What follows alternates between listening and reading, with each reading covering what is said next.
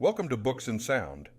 I'm your host, Don Beavers, and this episode contains a digitally remastered theatrical presentation of one of the great works of literature. Please remember to subscribe so that you can enjoy new episodes as they are released. This podcast is provided free and offered without commercial interruption.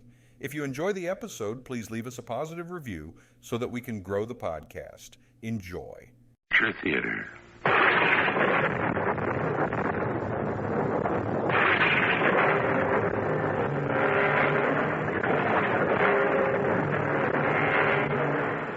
I'm Tom Bosley. Welcome to the magic world of radio, where your imagination can steer you through the high seas of thrilling adventure. Now notice I said steer and high seas. That's because today's tale is derived from one of the great sea stories of all time. It's called Youth, and it's by that master storyteller, Joseph Conrad. Conrad was born in Poland, lived in Russia, and at 17 went to sea, voyaging from the Mediterranean to the Far East to the Congo. The story is his own story of his own youth.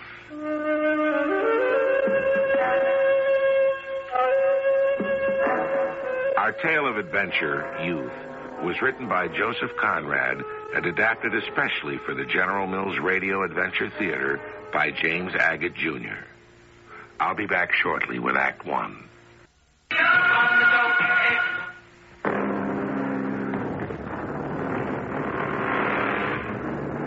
To be able to write so expertly in a language that is not your own is one of the great exploits of literature.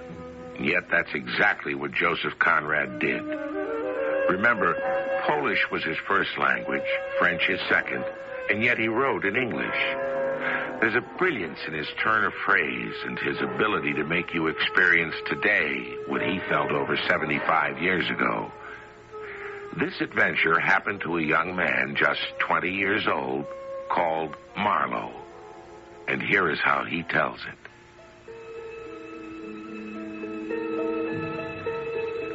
I guess you could call this a chronicle of a voyage. My first to the east, the mysterious east. My first voyage as second mate. It was also my skipper's first command, and he was 60. I hoped I wouldn't have to wait that long before I was a captain. He was a little man with bowed shoulders and a nutcracker face, iron gray hair, and the blue eyes of a boy. He interviewed me for the job. You say you were third officer on the Sydney, eh? Yes, sir. She's a crack Australian clipper. I don't know whether that's a good reference or not. Sir? Oh, these clippers are pretty darn high-toned and aristocratic. Have you seen our ship, the Judea? Well, as a matter of fact, sir, I haven't. Captain? Oh, come on in, man. Man, this is Marlow. He's applying for second mate. How do you do? This is Man, our first mate. If you do come with us, you two will be plenty busy. Well, I'll stop in later, Captain. Hope you join us, Marlow. Don't let his white hair deceive you. He's half my age, about 30. Turn white overnight, they tell me, in a tornado.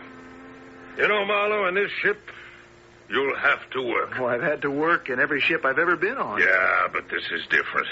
And you gentlemen out of them big ships, but there, I dare say you'll do. Join up tomorrow, hmm? Yes, sir. Oh, by the way, it might be of interest to you to know that we'll be carrying a cargo of coal to Bangkok.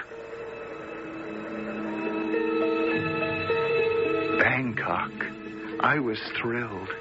I'd seen 6 years at sea and had only seen Melbourne and Sydney. Bangkok, the mysterious East. Our ship, the Judea, was all rust, dust, grime, and soot. To me, after life on a clipper, it was like coming out of a palace into a ruined cottage. All wood, not a bit of brass about her, and a big square stern. Under her name, Judea, was painted the motto, "Do or Die." That motto made me love the old thing. It was something that appealed to my youth. Captain, how close are we to Yarmouth Roads? Bad luck hitting this gale, Marlow. but we'll be all right if the cargo doesn't shift. Does sand ballast shift, Captain? It does. And it has. Sounds like the lee bow. She's heeling over. Better get below with some shovels and try to right her. We had left London carrying sand ballast to load coal at Tynemouth and then head for Bangkok. And here we were, the ship on its side somewhere on the Dogger Bank, trying to toss shovelfuls of wet sand up to windward. Now I knew what the captain meant when he said, on this ship, you will work. Finally, the gale died out, and we arrived at the Tyne. 16 days to navigate 200 miles. We loaded coal, and on a sunny January day, set sail for Bangkok. Marlow! Marlow, are you in your bunk? Don't stand out there with your face in my porthole. You'll get blown away. Come into the cabin.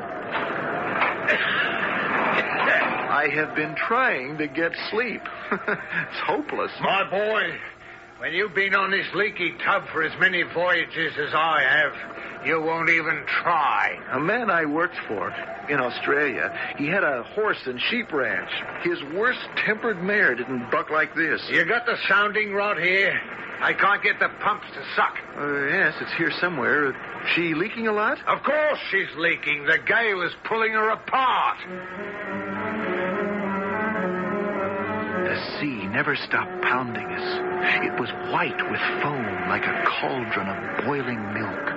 The Judea leaked badly. Oh, not enough to drown us, but enough to kill us with work at the pump. Down in the hold, the first mate enlisted every available man, even the cook, Abraham. Mayan, how goes it? I'm coming to relieve you. Holding her own, I hope. How is it on deck? Oh, she's been torn up piecemeal. Stanchion's gone, ventilator smashed, not a dry spot on her. Well, you take over here. This hold is an ice-cold hell. The men are pumping like zombies. Is it time for my watch? Yes, it is. Well, Abraham, you bearing up? I don't know, sir. Down here like this, I'm not feeling very well. What day is it? Abraham, I don't even know what month it is. I can't even remember when I was last ashore.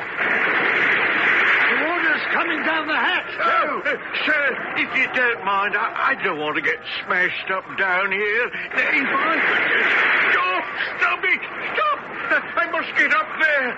Move over, Abraham. Here, let me have that pump handle. I don't belong down here, you understand? Now, I'll take over. It's all right.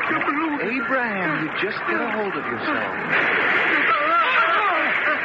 Oh, that water is cold when she comes down here like that. Mayan, when you go on deck, would you make a round turn with a rope about the men and the mainmast? Would it be all right, sir, if I went up with Mr. Mayan? I'm just not myself down here. Well, how about boiling us up some tea? Oh, I'll do that, sir. I'll do that. That's what I signed up for. Ship's cook, you know. Mayan. Aye. Watch him. I'm afraid Abraham is feeling the strain. I can manage keeping this old pump going. Go ahead. I stood there, pumping as I'd done day after day, night after night, first in the hold and then on deck, thinking that this is something you read about. My first voyage as second mate, and I'm only 20. And here I am, lasting it out as well as any of these old men, and keeping those under me up to the mark. I wouldn't have given up this experience for worlds. Old Judea, out of London. Oh, she's a defiant one. Do or die. Marlow! Are you on deck? Marlow! Oh, Captain wants you. Well, I hope he's got good news, like he's seen a lighthouse. How is the old man? He's sticking to the helm. Won't let anybody else touch it. Well, I'm lashed to the mast here, man, until this watch is over. Keep up the pumping on the deck, man. Aye, aye, sir. You're doing better up here than we are below. Our pump is wearing out. Yeah, but look out! stand by your feet. Can you see that black thing? I can't see my hand in front of my face. It's that dark. Good heavens. Look at this, man. It's a saucepan. Man, the house on deck may be gone. Leave the deck pumping and let's look for the cook. Mayan, would you tell the skipper I think Abraham's gone overboard with that last wave? The captain can wait. I'm coming with you. Hold on to your lashings, men. Pull yourselves along the deck rope behind me. Sir, do these lashings ever come loose? I've never known anybody who lived to tell me about it. At my age, I can't afford to die. Can you see the deck house yet? I can't, no. Shouldn't it be about there? I don't see a thing. There's nothing. Look. That's what's left of it. Lord in heaven, is that the cook? Come on, let's get closer. Abraham! I shan't order the ship cook. They shouldn't make me do this. They shouldn't. Can't keep the fire going in the stove. I have to make tea. No. It's all right, Abraham, old fella. I can't find the teapot. Who are you? Marlow, the second mate. Come along with us now. He's out of his mind. The captain won't like it if I don't bring him tea. I've got to get the... Grab a hold of them before the next wave hits. And so Mayan and I, all we could do was lug Abraham aft and pitch him head first down the cabin companion, sir. You understand, Captain, there was no time to carry him down. I expect those below picked him up at the bottom of the stairs, all right. There's nothing left of the deck house. Most of it had gone overboard. Stove, men's quarters, everything. But by some miracle, and that's all it could have been, a miracle, the two posts which held the bulkhead to which Abraham's bunk was attached, they were still standing. And that's where we found the poor man out of his head, sitting on his bunk, no less, talking to himself. I'm not surprised. We've all endured pretty much the limit on this voyage. Men, I called you up on the bridge to look ahead out there.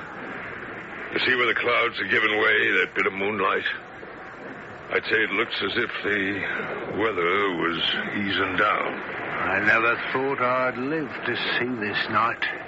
I'd say if it clears by morning and we get an east wind, and if you two can keep her afloat. We'll pump 2 hours in every 4 if we have to. And then I think we've got a good chance of making it back to Falmouth.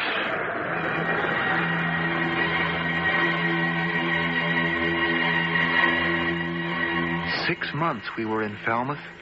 We became a joke, a fixture. People would point us out to visitors and say, "That boat's going to Bangkok someday. It's been in and out of here 3 times. Finally, with a recalking, recoppering, and a new Liverpool crew, we were ready. The night before we sailed, I stood on deck with Mayan, the first mate. Aye. Will you look at that? There they go. The rats are leaving the Judea. I've never seen anything like it. Leaving the ship. Oh, good evening, Captain. I wonder how many of them there are. They're not supposed to leave a seaworthy ship. It's all nonsense, of course, about rats only leaving a sinking ship. The owners have made us seaworthy, and still they're jumping off. They ought to have left before, the little fools, when we had a narrow squeak from foundering. In my opinion, if these rats don't think we'll make Bangkok, they're mad. Good night, gentlemen. Oh, is the fresh crew all aboard? Yes, sir. Good. We sail with the tide. Good night. Man. Yes? It is old-fashioned superstition, isn't it? What? Rats leaving a ship that's gonna go down? I wouldn't worry about it. If a rat could row, maybe he wouldn't jump.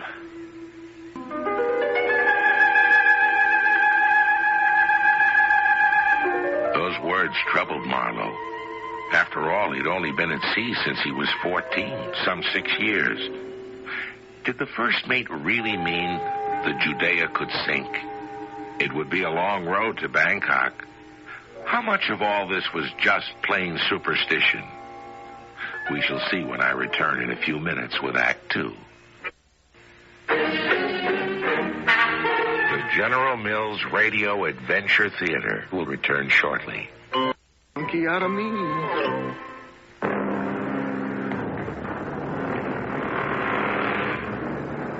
Remember what was written on the stern of Marlow's boat, the Judea? Do or die. The 20-year-old second mate couldn't get those words out of his head. That motto said to him, Marlow, you want to be a man? Then fight with me. Keep me afloat. Steer me by the stars. And when you arrive at your destination, whatever your cargo, you will have become a man on the way. 35 days of sailing weather, Mayan. Who could ask for more? Looks like most of our troubles are behind us, eh? As you can never be sure. It'll be like this for another 3 weeks or so, but then... Mayan, is the Indian Ocean always as smooth as this? I was going to say next month. Hurricane weather. Oh, but hopefully we'll have docked in Bangkok by then. What, at 3 knots an hour? I'm not so sure. I expect they've already posted us as overdue. I don't know. I have great faith in the old do or die. Marlow, I've made this voyage I don't know how many times, but to expect fair breezes right into the tropics, believe me, that would be unusual. You don't have faith. She may be a tired old ship, but she'll get us there. Years ago, when I first saw that do or die on her stern, I had to laugh. Well, if you felt that way, why didn't you sign on with some other ship in Falmouth? You had a half a year to make up your mind. No, don't be so defensive, Marlow. She's only a ship. Have you forgotten the days and nights of keeping her afloat? Maybe I am a bit touchy, but... Well, I'll tell you quite honestly, I'd just as soon make fun of my old village church at home for not being a cathedral. Mr. Marlow, since it's Saturday night, the men would like an extra bucket of soda to wash their clothes. Could you manage? What is it? 3 bells, sir. Well, it's so late, I'd rather not screw on the fresh water pump. I'll fetch you some water out of the spare tank in the forepeak scuttle. Oh, thank you, sir. I'll fetch your bucket. Make it 2. Any man who wishes to clean his clothes should have enough water to do it. Now, every time I see Abraham so normal and chipper, I thank heaven. It was his sister, wasn't it, who took hold? Yeah, I believe it was. I remember her coming to fetch him at Falmouth. Were you aboard, Marlow, when he came back and asked for his old post? No, the captain told me. Said he hadn't a moment's hesitation now that he was well. After all, it was the Judea and serving on her that drove the man round the bend. The day Abraham came aboard and saw the brand new deck house, all new galley fixtures, pots, everything a cook could wish for, he was in 7th heaven.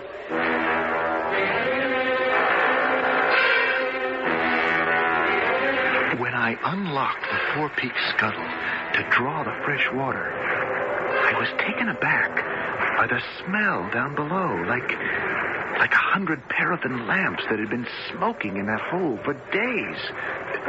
Would you fill this second bucket, sir? Yeah, here you are, Abraham. Let me shut this scuttle. Oh, glad to get out of there. Funny smell, sir. Yeah, good for the health, they say. What do you suppose it is, Mr. Marlow? I don't know. Smells like you've been cooking the midday meal and overfired the range. Oh, I never do that. Mr. Marlow, thank you for the buckets. The men will be mighty grateful. Captain, I've just put my head down the square of the midship ventilator, and when I pulled up the lid, sir, it was like a fog. A kind of haze rose up from below, and...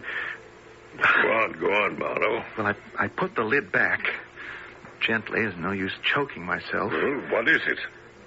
Well, the cargo's on fire, Captain. Oh, that is the limit. And that coal is supposed to be the safe kind. But I don't wonder.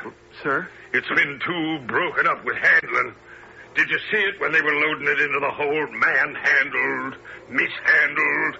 It's more like crushed smithy coal than anything else. And, of course, sir, it's been wetted so many times, all during the loading and Falmouth. It rained, and the heat of the long passage... Spontaneous combustion. Well, now, let's take a look at the charts. Well, now, if we just keep her headed for Bangkok and fight the fire... Yes, sir. I mean to get the Judea to Bangkok, even if we all get roasted alive. Oh, I think we can smother it, sir. Right. We'll first try to stifle the combustion for want of air. Marlow, batten down everything in sight. We tried, but the combustion refused to be stifled. Day and night, the smoke kept oozing out. Everywhere, into the cabin, the forecastle. It could be sniffed as high as the mainyard. So then, we tried water. We took off the hatches, and it was hell. Smoke. White, green, yellow. Thick, greasy, and choking, bellied out as high as the trucks. We rigged up the force pump. We kept that up for 4 days. All the time, heading for Bangkok. Making any headway, Marlow?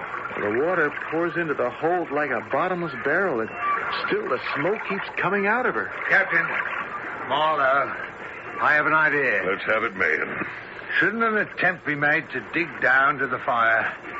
This water turns to steam before it even gets down there. Dig down?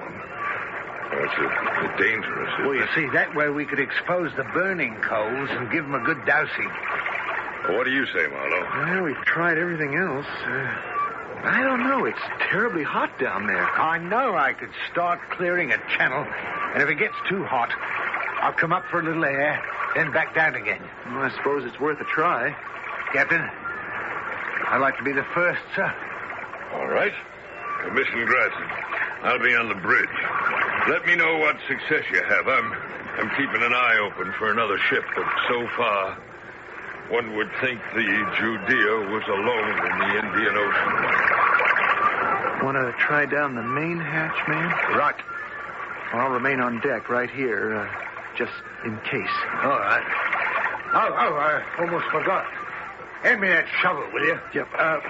Mind the iron ladder. The lower you go, the hotter it is. Man, can you see there's so much smoke? Yes, I can see.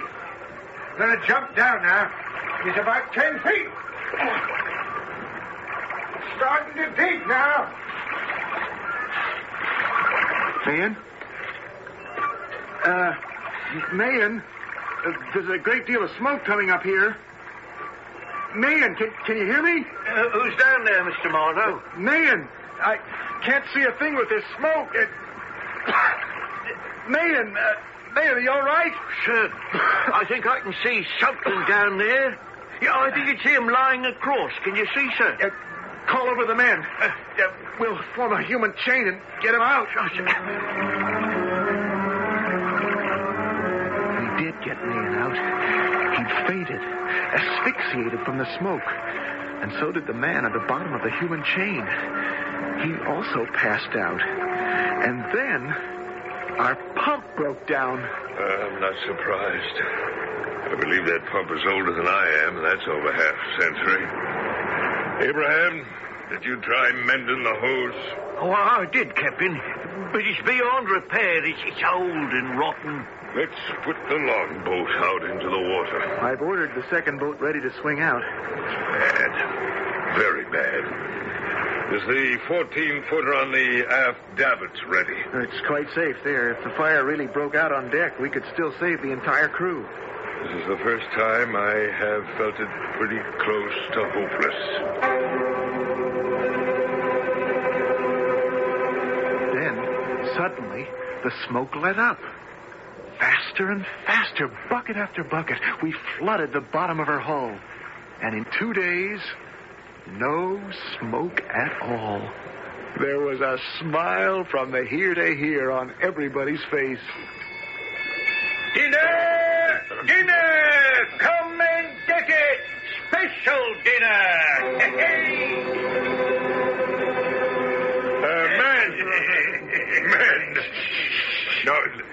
This is the first time in 2 weeks I've seen the faces of the men we signed on, and believe me, it's a pleasure. I always knew behind all that smoke and soot and dirt was some fairly handsome Liverpool sailor. Yeah. To Abraham, I propose a toast to a good meal and to Abraham who cooked it. Here. Oh, thank you. It's a real pleasure to take care and feed all you fire eaters. I mean, firefighters. I second that. May the fire in the future confine itself to Abraham's galley. Man, I was going to say, in all my experience at sea, it's a miracle the way you chaps put out that fire. I guess we can teach combustion, not spontaneous himself around here. Yeah. All right, more bread, more tea. More bread and tea, Abraham, and bring in that box I gave you. Oh, yes, sir, Captain, yes, sir. The only thing that's going to remain with us quite a while is the smell of burning. Well, we can stand that, Captain, as long as we're spared the heat. That was a pretty sight this morning, that homeward-bound ship. Oh, wasn't it, though? The first in 10 weeks. Where would you say that puts us, sir? I'd say Java Head is due north about 190 miles. Yeah, sir. Oh, good, Abraham. Put the box down right there on the mess table.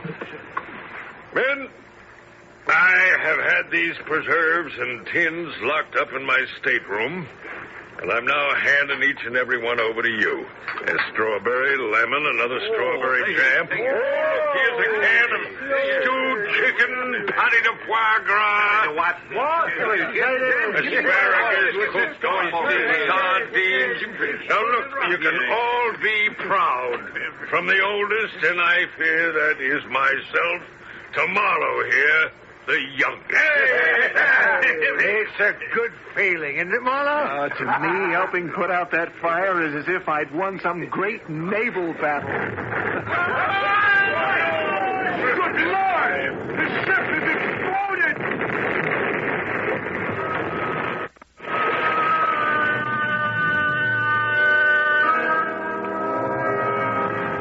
Indeed, the ship had exploded.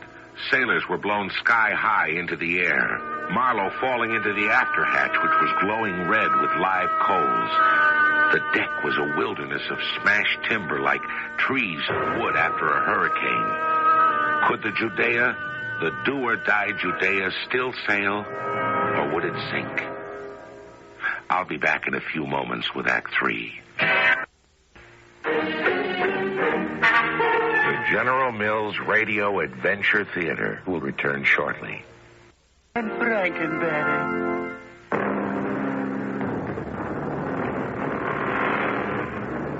A ship at sea is one with the captain and crew. Together they can weather the hottest of tropics, the coldest of oceans, the North to South Pole.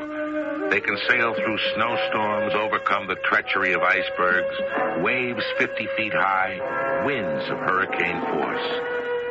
But more dangerous, more crippling than any gale, than even a fire on board, is an explosion. With the insides of the ship torn apart, how long can it live? The first person I saw after the explosion was Mayan. His eyes like saucers, his mouth hanging open, his long white hair standing straight on end round his head, like a silver halo. Is that you, Marlow? I think so. You don't look like you, boy. Your face is black.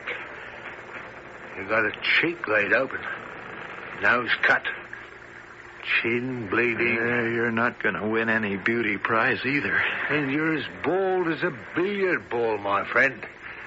No hair, no eyebrows, no mustache. Mayan, I'm alive, and the ship's afloat. That's something. We were blown right out of the mess. But she's afloat. The ship's afloat. Look at the poop deck. It hasn't been touched. Where are the others? You suppose they're all dead? Mr. Man? Mr. Man? Oh, over here, Captain. Is that you, man? I'm afraid it is, sir. What's left of me. Have you seen any of the others? I don't know. Who is this? Abraham? No, I'm Marlow, sir. Good Lord, you're bald as Abraham. I think we better trim the yards. Mr. Mahan, make sure to have that foreyard squared. I don't know if there's anyone left alive, Captain. Surely there'll be enough hands left to square the foreyard. 60 years I wait for my first command, and she explodes under me. Go on forward, you two. I'm going to take the wheel. Believe it or not, that was the first thing we did. Trim the yards of that wreck. No one was killed, but we were all hurt. You should have seen us. Black faces bleeding. But we worked. That Liverpool crew had in them the right stuff. The masts stood. Have you seen Abraham? We haven't counted noses, but he could be any of a dozen on board with black faces and singed heads. Hey, and I'm worried about the masts. So am I. Who knows how charred they are below? And the fire's not out yet. It's hopeless. Whatever isn't gone is wrecked. And I think we ought to have a talk with the skipper. He doesn't realize that the men aren't in much better shape than the ship. Hello! Who's that? Where's that coming from? Look down there. There's a man swimming. Who are you? Abraham, sir! Find me a rope! Abraham? Here, catch. He's got it. All right, tie it about you, man. We'll hold you up. 1, 2, 3. 1, 2, 3. 1, 2, 3. Thank you, too, sir. How long have you been down there? Did you get blown into the water? I'm afraid I did, sir. Sorry about that. I've been swimming alongside for about an hour or more. You know, that may be the fastest way to get to Bangkok. Maybe we should all jump in. What are you three doing, jabbering here when there's a steamer far astern? Hoist the distress flag. Yes, sir. Yes, sir. In half an hour, the steamer was abreast to windward. Engine stopped. Our skipper arranged for the steamer to tow us to Batavia, where he was headed. Once there, we'd extinguish the fire by scuttling it and then proceed to Bangkok. But by 10 o'clock that night, for the first time since we'd been fighting it, we saw fire. All hands on deck, men. Men, cut the tow rope to the steamer. Aye, sir. Men, I'm afraid all your great efforts have been in vain. The game's up. The fire is fighting and winning faster than we can get towed to port. I've had the tow rope cut because I'm afraid it'll burst out suddenly fore and aft before we can clear out. Now watch your feet. Lots of live embers on deck. Everyone back to the poop. They've discovered the rope is gone. Men, gather up what you wish to take with you as soon as you can. Marlow, it's our duty to save as much as we can for the underwriters. Let's go aft. We put everything straight, set the longboat's mast for the skipper. I was glad to sit down for a moment. My face was raw, every limb ached. I was sure my ribs were crushed. We made the boats fast astern, and all around us there was a circle of sea, lighted by the fire. I and my two boat keepers kept our boats off the ship as best we could with oars and boat hooks, but every now and then they'd come dangerously close to the burning ship. But what was keeping Mahan and the captain? The entire crew by now was in boats waiting. Half an hour went by. I climbed up a rope, clambering over the stern.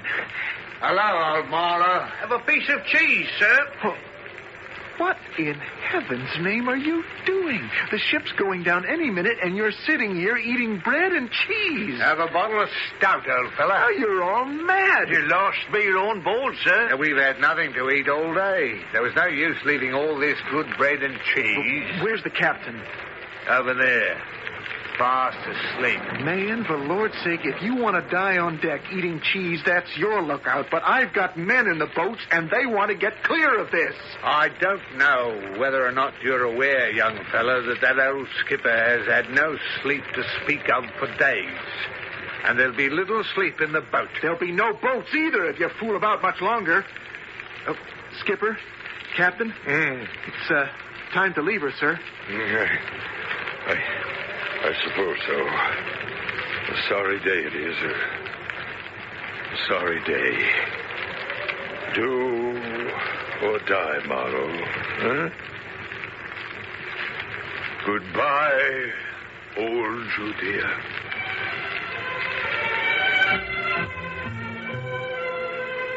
Knocking about in an open boat. I shall never forget it if I live to be 100. Days and nights of calm when we pulled and the boat seemed to stand still. And the heat. And then a deluge of rain which kept us bailing out for dear life but filled our water casks. I remember 16 hours on end with a mouth as dry as a cinder and a steering oar over the stern to keep my first command head on to a breaking sea. I didn't know how good a man I was till then. Ahoy there, longboat. Judea, ahoy! I am the harbour master of Madras. Throw me a rope, I shall tie you up, Sahib. I'm afraid I haven't the strength. Look, my men have fallen asleep on their oars. Who are you, sir? A castaway crew of an English bark burned at sea. Madras, did you say? Yes, Sahib. How far are we from Bangkok? Only across the Bay of Bengali. Oh, almost made it. Almost. You are the only survivor, Sahib. I am the second mate. There's a longboat with the captain and first mate behind him. Longboat? Oh, I think your captain is approaching Madras now. If you turn your head. Oh, Captain. Is that you, Marlow? Mind the end of the jetty, sir. I had a terrible time of it. Mayan is behind. Not very far. Here we are in our two boats, Captain, with our men dead asleep to the world. Where are we, Marlow? Madras, Captain. Madras. Only a stone's throw from Bangkok. What a pity. Oh, what a pity. Get to the captain, harbor master.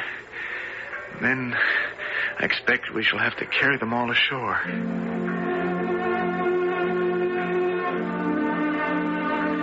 Youth and the sea. It was the best time, that first voyage for me as a second mate. I was young and had nothing. The sea gives you nothing except hard knocks and a chance to feel your strength. And, like my old skipper on the Judea, the sea gave me youth. Forever.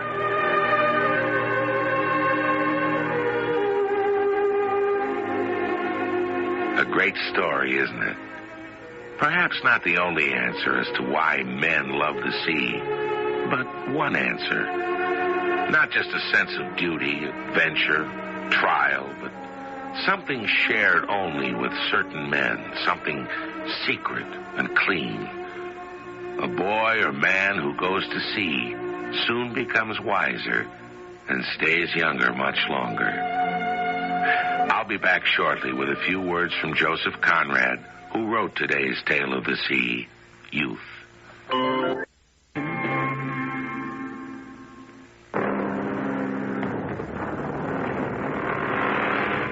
Do you remember the answer a great mountain climber gave when he was asked, "Why do you climb that mountain?" His answer? Because it's there. When asked why he wrote about the oceans and sailors, Joseph Conrad said, "To make you see." Great answers don't have to be long answers. If you want to make a fearless voyage or two with courageous men of nerve and daring, if you want to be on board when they defy all dangers and wish to share with them true adventure, read Joseph Conrad. That's an order. See you on deck. This Barbara?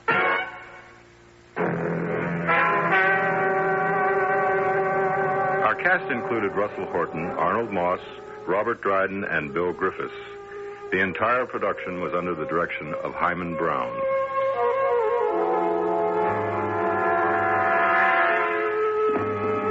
This is Tom Bosley inviting you to return to the General Mills Radio Adventure Theater for another exciting tale you can hear through the magic of radio. What's it like to win $1 million? One Empire State.